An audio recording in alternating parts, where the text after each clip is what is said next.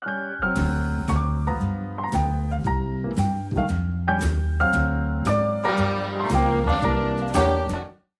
Harvester, berjumpa kembali di podcast Halo Harvest Living Room.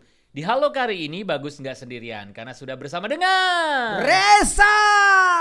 Tolong jangan kegoyang-goyang ya, ini Iya. karena sangat sensitif. Kebanyakan tinggal dekat tempat yang gempa bumi. Oh bukan. Masalah. Kakak ini kebanyakan tingkah. Kebanyakan tinggal. Bukan kebanyakan tinggal ya. Bertinggal. Tapi menyenangkan juga ternyata banyak tingkahnya itu. Benar. Ada yang senang, ada yang enggak. Saya sih lebih hidup. Kalau banyak enggak. tingkah itu bagian dari masa lalu. Oh. Ya, Oke. itu sudah. Kak Reza apa kabar nih? Sehat ya? Kabarnya luar biasa. Sebenarnya basa-basi sih ya Bagus. kalau nanyain kabar tuh ya. Betul. Karena kalau kita ngelihat Kak Reza udah ada di sini, udah datang ke sini berarti udah sehat ya. Sangat. Kalau sakit kan adanya di rumah sakit. Di rumah sakit. Kalau sehat adanya di rumah yang tidak di sakit. studio. Dan selamat menyaksikan podcast Halo ini ya. Betul. Harvest Living Room yang Ya. akan membahas tema-tema yang sangat oke pastinya. Pastinya. Dan Pastinya. sangat memberkati. Sangat memberkati. Kali ini kita mau ngebahas temanya adalah Apa nih seputar masa lalu. Tadi sudah disinggung tuh ya. Keren banget. Masa lalu. Oke. Tadi kan Kak Reza sudah ngomong seputar masa lalu. Ternyata penting juga ya. Ternyata masa lalu itu kita akan membahas tema seputar masa lalu Kak Reza. Oke, siap. Oke. Mas, bagus. Kalau seandainya kita ngomongin masa lalu nih, Ya. pasti semua orang kan mempunyai masa lalunya masing-masing. Betul. Dengan cerita yang berbeda. Ya. Dengan pengalaman yang berbeda. Ya, betul Dan banget. hal itu menurut saya akan menentukan Ya. sikap kita di masa yang akan Masa datang. yang akan datang. Nah, kalau bukan masa yang akan datang, tetapi masa sekarang dulu. masa sekarang dan akan masa menentukan masa yang akan datang. Oh, oke. Karena Masa sekarang akan menentukan masa yang akan datang, bukan masa lalu. Oh, oke. Masa lalu kita tidak pernah menentukan masa depan kita, Oke, tetapi masa sekarang kita ditentukan oleh masa lalu. ditentukan oleh masa lalu. Dipengaruhi kali ya. Bahkan akan menentukan masa depan kita. Oh, oke. Jadi kalau masa lalu kita sudah buruk, masa sekarang seharusnya kita memutuskan untuk menjadi lebih baik lagi. Oke. Jangan seperti masa lalu. Karena ketika masa sekarang kita jadi baik, nah saya percaya masa depan kita pasti lebih baik lagi. Oh, oke. Ya. Jadi masa lalu itu menentukan kita saat ini, Betul. dari bukan sekarang ini. yang akan datang. Betul. Kalau yang akan datang itu ditentukan oleh sikap kita yang sekarang ini. Betul sekali Mas Bagus. Oke, kalau menurut Kak Reza sendiri ya, sebenarnya masa lalu itu perlu nggak sih kita ingat-ingat lagi atau seharusnya udah deh kita yang udah terjadi ya kita lupakan saja gitu. Iya. Ada kebanyakan orang mengatakan bahwa masa lalu itu adalah pelajaran. Ya, bagi saya mungkin ada benarnya. Tetapi bagi sebagian kita yang mempercayai bahwa masa depan itu ada dalam tangan Tuhan, maka seharusnya masa lalu kita itu nggak terlalu penting bagi Tuhan. Oh, oke. Karena yang bagi Tuhan, yang penting bagi kita adalah masa sekarang kita dan masa depan kita. Masa lalu sudah tidak penting berarti. Masa lalu seharusnya Seharusnya ya. tidak menjadi penting bagi kita. Karena gini, masa depan kita bukanlah ditentukan dari masa lalu kita. Oh, oke. Karena sekali lagi, masa depan kita ditentukan oleh Masa sekarang kita. Tapi setidaknya masa lalu itu kan akan berpengaruh tidak sih untuk perjalanan kehidupan kita? Betul. Kalau dikatakan berpengaruh, pasti sangat berpengaruh. Karena gini, kebanyakan kita, masa lalu kita akan menjadi bayang-bayang bagi kita untuk mencapai masa depan. Oh, Tapi oke. tanpa disadari juga bahwa masa lalu kita merupakan masalah terbesar bagi masa sekarang kita dan masa depan kita. Karena kita berarti tidak bisa move on ya. Nah, itu kata yang paling cakep sudah. Move on dari masa, masa lalu kita. lalu. Jadi, yang penting bagi kita adalah sudah move on atau belum. Oke. Karena kalau kita belum move on dari masa lalu kita nggak usah pikirin masa depan. Karena masih terbayang-bayang. Karena masih terbayang-bayang gitu Mas Bagus. Tetapi perlu seperti kita sedang mengendarai motor, Ya, ada spion 2, betul. kita tetap harus sedikit melihat ke belakang. Betul. Karena supaya kita tidak supaya ada patokan, supaya ada garis bahwa kita sudah mempunyai masa belakang yang kurang enak nih. Ya. Sehingga di masa sekarang dan di masa depan kita harus lebih baik lagi. Ya. Lebih better lah Betul, ibaratnya. betul. Itu keren banget. Itu perumpamaan yang sangat bagus. Oke. Karena Seperti nama begini, saya. Bagus. Bagus. Jadi itu contoh kalau kita naik mobil, Mm-mm. kenapa kaca mobil yang kita lihat ke depannya harus besar? Oke. Kenapa? Supaya perjalanan kita itu mulus, tidak nabrak sana, nabrak sini. Mm-mm. Nah, dari mobil yang kita naikin itu ternyata di samping kiri kanan itu ada kaca spion Sebagai pengingat. sebagai membantu, Oh, oke. sebagai pembantu kita untuk tidak terlalu fokus kepada Belakang. yang ada di belakang, hanya membantu kita. Sesekali ya. Ya, supaya jangan sampai kita salah atau kita salah belok atau salah kiri Oke. tanpa melihat ke belakang, bisa berbahaya. Oke. Mm-mm. Seperti itu. Harvester, barangkali kalian mempunyai pertanyaan-pertanyaan atau kira-kira tema yang akan kita angkat ini apa lagi, boleh komen ya. Ya, Jangan betul. lupa untuk komen di bawah, like dan juga subscribe di channel YouTube-nya Harvest Music Studio yang akan kita tayangkan podcast-podcast seperti ini Ya, tentunya. betul. Oke, Kak Reza, lanjut. Siap. Kalau seandainya orang ada yang bilang, "Loh, di belakang itu kan pengalaman saya baik." Ya. Berarti saya harus mengambil dari pengalaman yang baik saya itu, karena terkadang orang ketika sudah mempunyai pengalaman yang baik, dia akan terus membawanya sampai dengan masa sekarang. Ya. Karena pikirnya Hmm. di masa lalu saya sudah melakukan kebaikan. Ya, Ya di masa sekarang saya pasti akan baik. harusnya begitu. Seperti apa seperti itu? Ah, Kalau orang-orang yang seperti itu menurut Kak Reza Jadi, seperti apa ya? apa yang disampaikan Mas Bagus itu benar. Tapi kalau kita jujur bahwa ternyata kebanyakan orang itu membawa pengalaman masa lalu itu bukan yang baik. Yang buruk kebanyakan ya. orang. Kebanyakan ya. Tetapi kebanyakan orang membawa masa lalunya dia itu sampai dengan sekarang. Saat ini. Dan itu sangat berbahaya. Nah, saya boleh kutip satu ayat Alkitab. Oh, boleh, boleh. Nah, ada firman Tuhan yang tertulis dalam Filipi 3 ayat yang ke-13. Dia berbunyi begini, bahwa saudara-saudara, aku sendiri tidak menganggap bahwa aku telah menangkapnya, tetapi ini yang kulakukan. Aku melupakan apa yang telah di belakangku dan mengarahkan diri kepada apa yang ada di depan. Jadi Paulus menceritakan pengalaman pribadinya sendiri.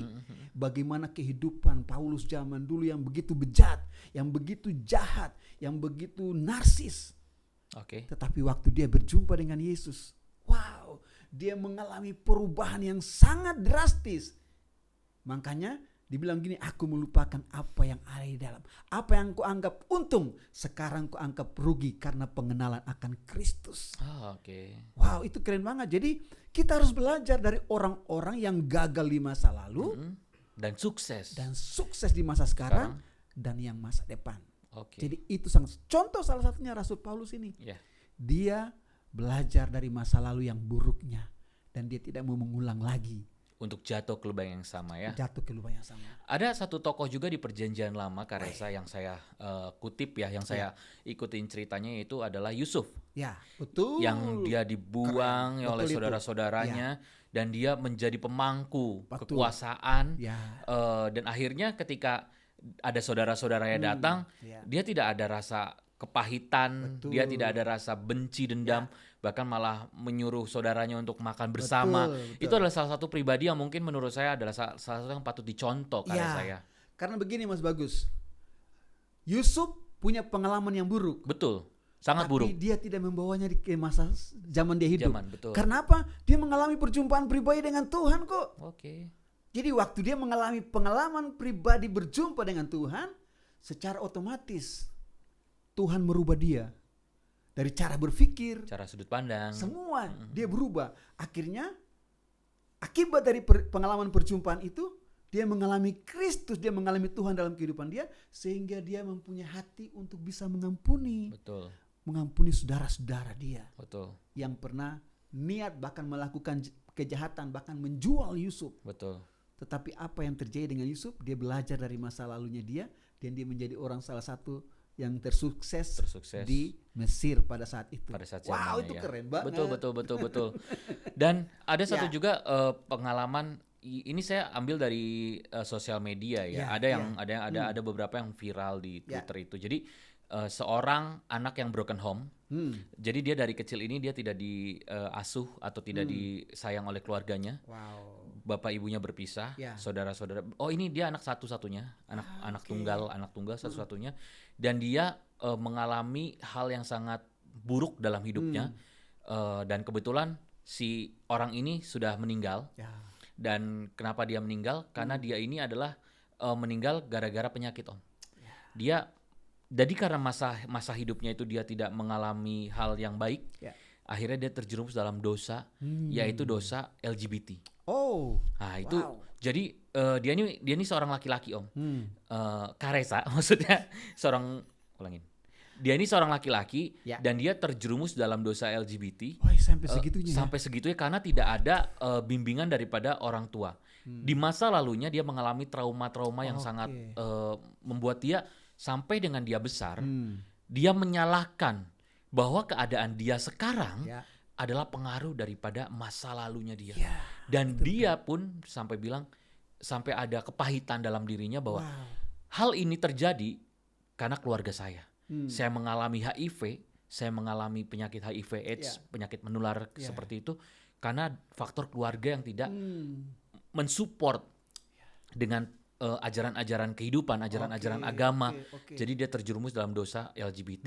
Dan itu membuat saya sangat kok sampai sedemikian rupa. Dan akhirnya suatu ketika dia bertobat, Om.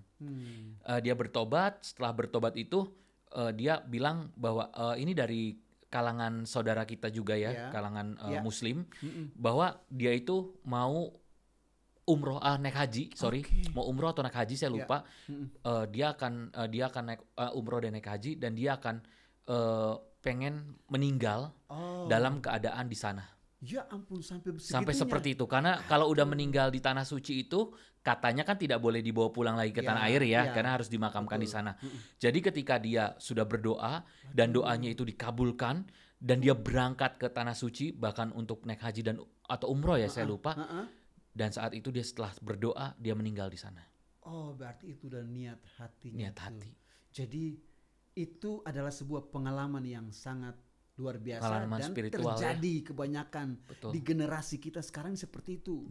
Jadi akibat dari pengalaman buruk orang tua atau orang lain bisa berdampak bagi anak-anak kalau itu adalah berbicara tentang keluarga. Dan itu sangat berbahaya. Karena apa? Kita tidak bisa mengatakan bahwa generasi ini adalah penerus bangsa apabila generasi ini masih belajar di masa lalu yang buruk itu. Nah, itu pengalaman yang buat saya sangat menyedihkan. Dan ini menjadi pelajaran juga bagi kita. Bahwa orang tua dalam keluarga juga harus tahu bahwa pengalaman masa lalu mereka itu bisa berdampak negatif bagi anak-anak.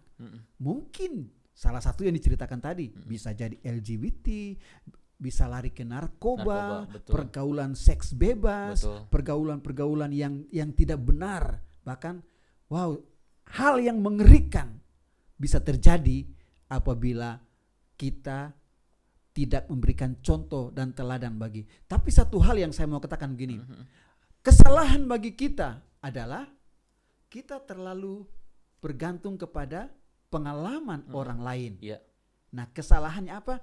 Seharusnya kita yang memutuskan mana yang baik dan mana yang benar.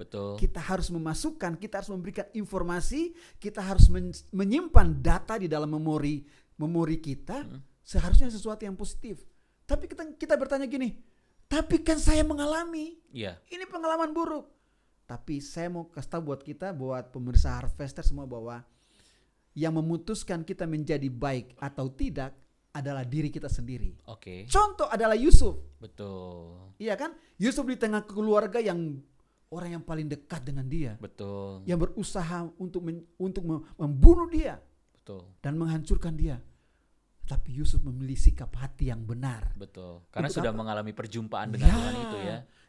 Dia memutuskan, dia mengambil satu keputusan untuk saya mau berubah.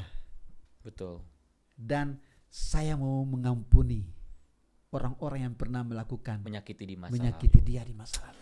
Itu keren banget. Betul. Jadi mungkin Harvester yang di rumah sekarang lagi mengalami keadaan karena sekarang ini kan lagi musimnya juga ya. Karya saya seputar mental health. Maksudnya anak-anak Gen Z, anak-anak milenial sekarang karena kebanyakannya stres, Ya, depresi. itu realita. Betul. Banyak banget. Karena mungkin di masa lalunya mereka mengalami hal-hal yang tidak baik. Ya untuk itu jalan satu-satunya kalau menurut saya adalah yang mendekatkan diri kepada Tuhan. Yang berkuasa Betul. itu Tuhan. Betul. Ya nggak ada pilihan Ali. Mungkin secara mental kita down karena melihat masa lalu orang lain, teman kita, orang tua. Ya pasti secara psikologi berpengaruh. Betul. Karena itu otomatis tersimpan. Tetapi satu hal lagi bahwa firman Tuhan mengatakan begini bahwa pergaulan yang buruk akan merusak kebiasaan yang baik. Jadi sesungguhnya itu sejak kita dilahirkan ke muka bumi atau sejak orang tua kita mengandung kita, ada hal yang positif yang sudah tertanam dalam diri kita. Nah, hal positif itu kan yang tadi yang dikatakan bahwa pergaulan yang buruk merusak kebiasaan. Berarti ada kebiasaan baik dalam diri kita dong. Harusnya ya. Itu realita. Nah, kenapa kebiasaan yang baik itu bisa tercemar dengan hal-hal yang buruk? Karena pergaulan kita. Apalagi orang tua kita, keluarga kita, notabene yang latar belakangnya udah broken home, dan kita berada di tengah-tengah keluarga seperti itu, terus kita bergaul lagi dengan tempat yang salah, maka otomatis kehidupan kita akan menjadi hari lebih hancur. Jadi saran saya, saat ini mungkin ada keluarga kita yang sedang broken home dan anak-anak yang mengalami dampak menjadi korban. Anak-anak yang menjadi korban, saran saya dan masukan kepada teman-teman semua, jika di rumah kita sudah mengalami hal yang sangat menyakitkan, pilihlah di luar nanti, pilihlah pergaulan yang baik juga. Yang benar ya. Jangan sampai di rumah sudah salah, di luar juga salah. Di luar pergaulan salah, akhirnya kehidupan kita akan hancur. Ya. Betul banget, karena fenomena sekarang ini banyak sekali anak-anak yang yaitu tadi, siapa sih keluarga yang mau keluarganya broken, bapak ibunya atau ayah ibunya divorce atau bercerai. Tetapi ya itu tadi, sebagai anak, kita jangan, ya sebagai anak lah ya, sebagai anaknya yang melihat keadaan ini, kita jangan mau terulang kembali kepada pasangan kita mungkin nantinya, atau kepada masa sekarang yang sedang kita lewati. Jadi biarlah kita berbijak dalam melangkah, bijaksana dalam mengambil keputusan, dan bijaksana dalam berteman, pergaulan. Hindari pergaulan-pergaulan yang memang nggak benar, yang merusak tuh. Itu apalagi anak-anak Gen Z sekarang, kalau melihat orang tua di rumah udah bikin salah sedikit, langsung kita lari keluar dari rumah, cari tempat-tempat yang tidak baik. Akhirnya itu berbahaya. Saya punya pengalaman pribadi, Mas Bagus. Dulu ini saya termasuk salah satu orang yang tertolak di dalam keluarga. Bukan hanya tertolak, tapi saya mengalami depresi yang sangat luar biasa di dalam keluarga, terutama buat ibu saya. Waktu zaman saya masih kecil, ibu saya mendidik saya dengan cara yang salah. Jadi ketika kita bikin salah sedikit, contohnya saya jatuhkan gelas, Mas Bagus tahu? Saya didisiplin sangat luar biasa. Bahkan semua jenis kayu, semua jenis rotan, saya sudah pernah merasakan itu. Bahkan semuanya itu sampai udah karena terbiasa. Kebal. Sampai Mas Bagus tahu, besi, tali, saya sendiri sudah mengalami. Coba Mas Bagus ada di titik itu, apa yang dirasakan? Pasti ada perasaan benci dan perasaan tidak suka terhadap ibu. Dan itu yang saya alami. Besi, tali, kayu, sudah semua nggak mempan lagi. Ada lagi, dia cari lain. Dengan cara apa? Digigit. Badan saya ini digigit. Disiplinnya sangat luar biasa. Dan itu menjadi trauma bagi saya. Pasti. Sedikit-sedikit salah, pasti kita dapat disiplin. Dan disiplin itu menyedihkan banget. Seakan-akan kita ini bukan seorang anak. Tapi ya itu realita yang saya hadapi. Badan saya ini gigit. Karena semuanya rotan, besi, kayu, semuanya udah gak mempan lagi. Akhirnya dia menggigit. Tidak hanya sampai di situ, Mas Bagus. Sampai satu ketika semuanya itu udah gak mempan lagi. Saya diikat di pohon, dan Mas Bagus tahu apa yang terjadi? Dia taruh ampas kelapa atau bubuk kelapa itu ditaruh di sekitar saya berada itu. Saya di atas itu. Apa yang datang? Semut. Yeah. Ngeri banget. Itu bukan 1-2 semut. Iya, karena kan mengundang koloni semut untuk itu datang. Itu sangat menyedihkan dan sangat sakit. Sangat pahit banget bagi saya. Tapi puji Tuhan, saya mengalami traumatik dalam keluarga saya sangat luar biasa. Cukup lama. Beberapa kali saya lari tinggalkan rumah. Saya hidup dengan teman-teman, dengan keluarga dari mama sendiri. Nah, sampai satu ketika saya lari cukup lama tinggalkan rumah. Karena saya sudah gak kuat tahan lagi. Akhirnya saya memutuskan, waktu itu saya masih SD. Setelah SD, saya tidak mau disiksa terus, saya memutuskan untuk tinggalkan rumah. Saya pergi sekolah di luar. Nah, kebetulan di tempat saya itu banyak pulau-pulau. Akhirnya pulau saya namanya Pulau Saparua. Nah, saya memutuskan untuk keluar dari pulau itu untuk keluar ke kota yang lebih besar. Saya sekolah di situ. Nah, yang puji Tuhannya saya ketika saya keluar dari pulau saya itu, saya bertemu dengan orang-orang yang takut Tuhan. Yang benar lah nah, ya. Nah, itu yang menolong saya. Membantu saya akhirnya bisa memulihkan, menetralisir hal-hal yang buruk pada masa lalu, sehingga saya mesti belajar menerima diri saya kembali. Setelah saya belajar menerima diri saya belajar menerima diri orang tua saya. Tapi kan tidak semudah itu juga. Untuk mengalami pemulihan dalam pengampunan itu butuh waktu, proses. Tapi saya menjalani itu step by step. Saya kumpul dengan orang-orang yang suka ke gereja, yang suka berdoa, yang suka sesuatu yang baik.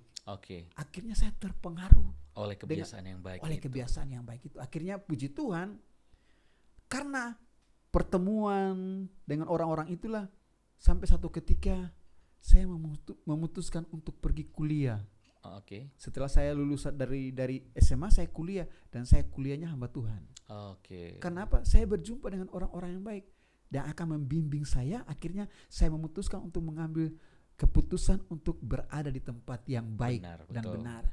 Sampai satu ketika waktu saya kuliah, saya ingat benar dosen saya namanya Pendeta Sam Sokota. Dia mengajar tentang dasar-dasar kekristenan, dan salah satu poinnya adalah tentang pengampunan. Waktu kami dengar itu, dia cuma bilang gini, kalau kamu mau diberkati oleh Tuhan, kalau kamu mau dipakai oleh Tuhan, kalau kamu ingin melihat proses Tuhan yang lebih luar biasa dalam kehidupanmu, harus belajar mengampuni. Karena waktu kita mengampuni, ibarat kita membuka pintu surga. Rilis baru. Untuk melihat kasih karunia dicurahkan. Kalau kita mengampuni, kita akan mengizinkan diri kita untuk ada di area berkat-berkat Tuhan yang ada. Dan itu saya alami. Akhirnya waktu saya dengar pengajaran itu, saya memutuskan untuk mengampuni. Persoalannya gini, saya jauh. Dia bilang, pokoknya kamu harus tulis sebanyak-banyak mungkin. Saya tuliskan semua. Sampai satu ketika Tuhan izinkan saya berjumpa langsung dengan mereka. Akhirnya saya melakukan hal itu. Saya mengampuni. Saya peluk orang tua saya. Saya nangis dengan mereka. Mereka juga nangis dengan saya. Di situ ada damai sejahtera dan sukacita sangat mengalir. Kayaknya plong. Karena plong lah ya. Dan itu pengalaman yang sangat luar biasa. Mungkin pengalaman itu terjadi dengan saya karena apa? Bagusnya adalah ketika saya mengalami pengalaman trauma, saya berjumpa dengan orang-orang yang baik. Akhirnya tidak membawa saya lebih yang terjerumus lagi ya. Wow, luar biasa sekali. Ini salah satu kesaksian dan pengalaman dari Kak Reki. Ya mungkin di luar sana juga saya yakin banyak yang mengalami hal yang sama dengan Kak Resa ya. Tetapi di sini poin yang kita ambil. Boleh. Tetapi di sini hal yang kita ambil adalah kita harus tetap melihat masa lalu itu sebagai sedikit patokan agar kita tidak terjerumus di masa yang sekarang dan masa akan datang. Bahkan untuk memperbaiki ya. Sorry saya tangkap. masa lalu itu merupakan patokan, bukan pelajaran. Oke. Karena kita harus belajar dari sesuatu Betul. yang baik dong, bukan Betul. yang buruk. Betul. Nah, menjadi patokan, iya. Patokan, betul. Betul. Jangan kita mengatakan bahwa pengalaman masa lalu itu adalah pelajaran. Betul. Nah, patokan iya. Tapi kalau belajar kita nggak mungkin belajar di masa lalu kita. Setiap hari kita belajar ya.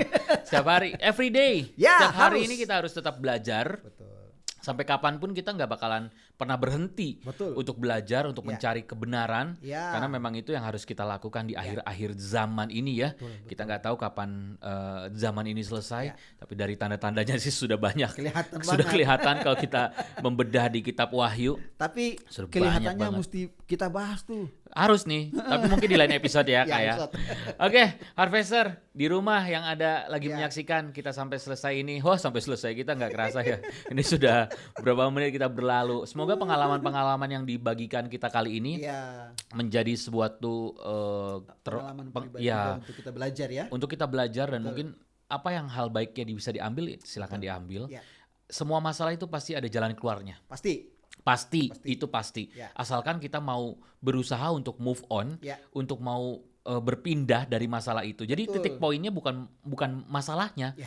jalan keluarnya. Jalan keluarnya. Apa sih yang harus kita Ya, lakukan? Betul. Jadi sehingga kita tidak terbelenggu oleh masalah. Masalah. Sehingga masalah itu bisa kita hadapi dan kita Betul. bisa menjadi orang yang lebih baik lagi. Ada salah satu ayat yang terakhir. Boleh. Saya ingin bacakan. Itu terambil dalam Amsal 3 ayat yang kelima sampai dengan ayat yang keenam. Berbunyi seperti ini.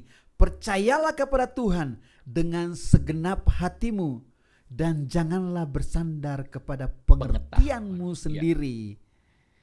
Akuilah dia. Siapa dia? Tuhan Yesus. Dalam segala lakumu, maka ia akan meluruskan jalanmu. Yang pertama Tuhan minta gini, percayalah kepada Tuhan dengan segenap hatimu. Dan yang kedua, akuilah dia. Ya. Waktu kita percaya, kita harus mengakui dia. Maka dia akan meluruskan setiap jalan-jalanmu. Wah, keren banget. Sehingga apa yang menjadi rencana dan masa depan dari kalian Ya, itu bisa tercapai ya. betul. Amin. Amin. Oke, thank you loh Kak Reza. Thank you Mas Bagus. Senang banget, thank you Harvester yang Ya, ada di ya. rumah mungkin ataupun yang lagi di jalan ataupun yang lagi dimanapun berada Betul. nonton tayangan Ya, podcast Halo ini ya. Harvest Living Room Ya. dan tentunya kita akan bertemu lagi di lain kesempatan dan juga betul. dengan tema-tema yang menarik Ya, lainnya. pasti. Ada satu kutipan yang saya mau ambil, kata-kata bijak yang akan saya ambil. Keren ini. Keren. Sebaik apapun masa lalumu, Ya. dia telah terkunci rapat dan pergi meninggalkanmu. Woi. Begitupun sebaliknya, Ya. seburuk apapun masa lalumu, sesungguhnya saat ini kau adalah kanvas kosong Wow. yang harus memulainya dengan baru lagi. Dengan menulis dengan hal-hal yang baru lagi. Woi, Weh, keren banget itu. puji Ini kayaknya Tuhan. pewahyuan mendadak mengalir ini. Karena bertemannya dengan orang-orang yang baik, di lingkungan yang baik dan benar. Keren ini. Keren Betul toh? banget, keren banget. Keren, Iya, jadi keren. lingkungan mempengaruhi, pertemanan juga berpengaruh. Ya, Jadi ya. jangan sampai salah pilih lingkungan, Ya, betul. jangan sampai salah pilih teman, Ya, karena itu akan membuatmu hancur. hati-hati anak-anak muda, harvester. Belajarlah untuk memilih pasangan yang baik, lingkungan yang baik, maka akan menghasilkan kehidupan yang baik. Kita pamit. Tuhan memberkati. Bless you. Bye-bye.